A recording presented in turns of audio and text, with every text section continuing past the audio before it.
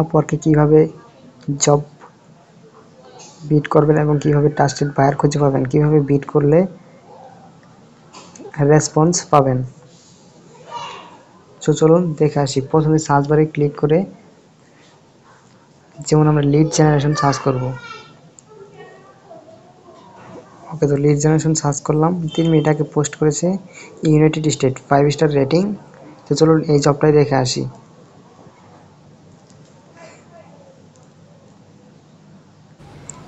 So এই জবটাই বিড করলে আমাদের 8 টাকা কানেকশন খরচ হবে।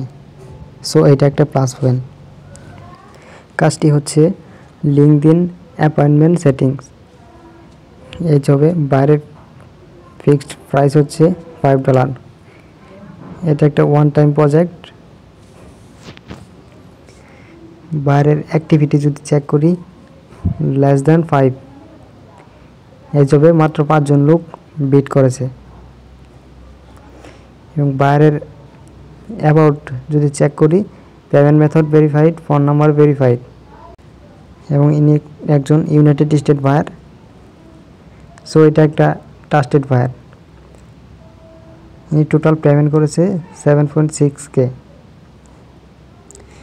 সো এরকম বায়ারের কাছে আমরা নিঃসন্দেহে প্রপোজাল পাঠাবো।